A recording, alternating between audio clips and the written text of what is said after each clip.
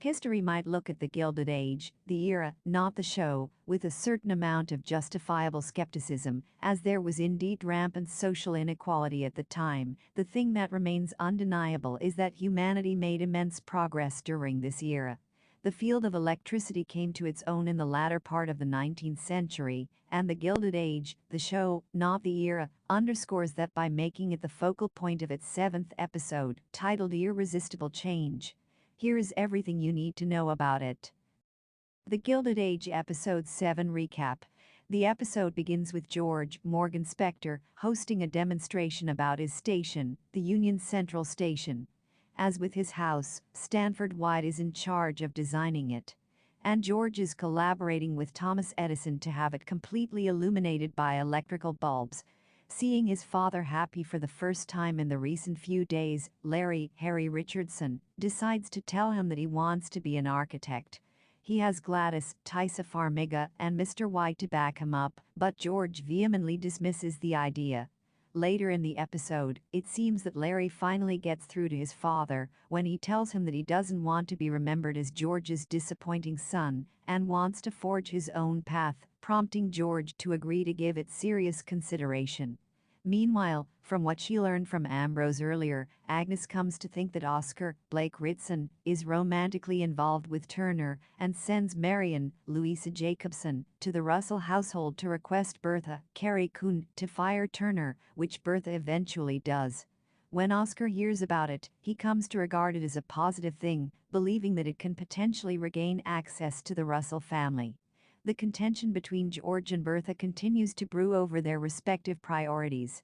George is no closer to finding out who sent the message to the man in charge of building the train, telling him to cut corners. He can potentially go to prison.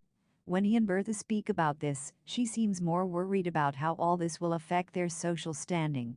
At Sylvia's Jean Triplehorn home, Marion and Raikes meet and discuss their future. Marion tiptoes between pragmatism and hopefulness on the face of Raikes' real endless romantic gestures. They even share a passionate kiss. Thomas Edison is set to hold an electricity demonstration at the office of the New York Times. George will be there as well. Bertha plans an excursion to the event and includes Ward McAllister, the Fanes, and Raikes. Much to Marion's disappointment, she is kept out. It is later revealed that Aurora has replaced her with a young woman implied to be the mistress of Henry Flagler, a real-life oil industrialist.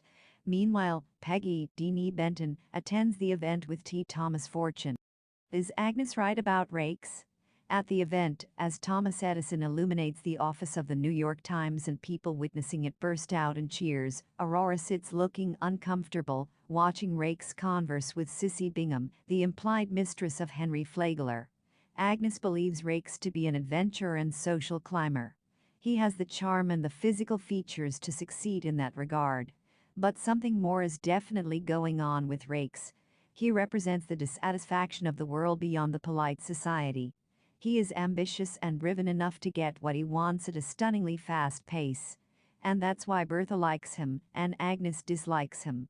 However, his interest in Marion is most likely genuine. After all, he first expressed it at that railway station in Pennsylvania in episode 1, when she was virtually penniless. It's possible that Aurora replaced Marion with Sissy in their party on Agnes's instruction, with the latter thinking it will expose Raikes' true nature to Marion. Why does Bertha fire Turner? Bertha is genuinely surprised when Marion pays her a visit to convey the message from her aunt. Although Marion never says it, Bertha figures it out that Agnes thinks that Oscar is romantically involved with her maid. She speaks to her husband about this. George hasn't told her about Turner's misadventures in his bedroom, believing that the latter is genuinely helping his wife.